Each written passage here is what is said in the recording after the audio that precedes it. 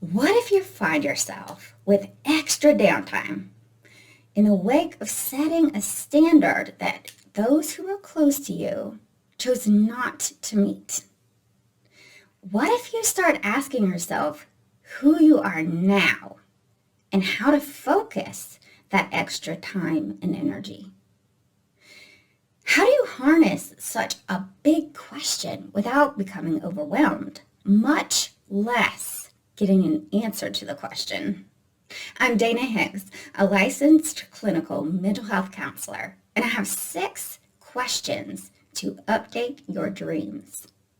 Question number 1 is your dream structure. So imagine a dream house that you would want to have 5 years from now. And the limits of money, location, transportation, and all that other practical stuff doesn't matter in this case. What kind of structure do you picture? So for an example, it might be a mansion, a lean-to, an A-frame, some sort of natural habitat, or a houseboat. Question 2 is, what is your dream structure's relationship with fresh air? So, what kind of contact does your structure have with the outdoors? Examples might be regular size windows, floor to ceiling windows, whole walls of windows, retractable windows, convertible ceiling, or whole sections of the structure could be retractable, opening to the outdoors, but then also able to close when you want them to. Question 3 is your structure's rooms. So what kind of rooms would you want to include within the structure? Ideas are bedrooms, kitchens, laundry rooms, bathrooms, dining rooms, living rooms, offices, workout rooms, special interest rooms, libraries, porches, etc. And where would each room be in location to the other rooms? And what kind of access would each room have to the outdoors? Question 4 is, what kind of outdoor space would be available with this structure? So ideas are front and backyard, pool, volleyball court, golf course, theme park, amphitheater, a stadium, a playground, etc., etc. Question 5 is ideal growth activities. So, what area or areas in your life would you most like to develop between now and 5 years from now when this structure takes place? Examples are profession, family relationships, spirituality, hobbies, self-care, and education. Question 6 is the ideal growth space.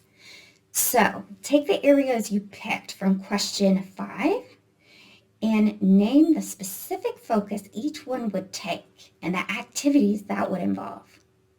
And then come up with the ideal growth space for those activities. And how would they fit within the structure that you have already dreamed up?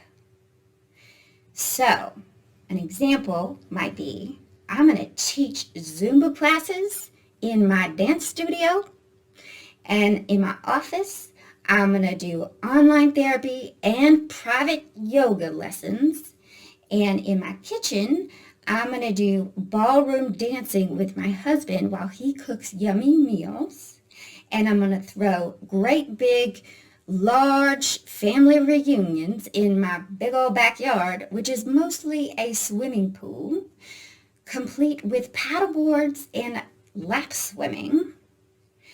And I can't forget my nightly bubble bath in my whirlpool jacuzzi that's in my bathroom. After you have answered all those 6 questions, it's time to push save and make it last.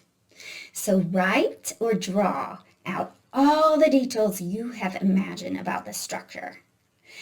I mean, sights, smells, tastes, sounds, textures. Write or draw it all out and spend as much mental space and time there as you need. Make sure to notice and bask in each positive shift, such as relaxation or a lift in spirits, and just stay there as long as you need. And when you are complete, make sure to put that representation of that structure somewhere where you look often. To wrap up, entering a new chapter of life that seems stark and uncharted can be daunting, but doing this activity can bring you up close and personal with the fact that endings quite often are the beginnings of new possibilities.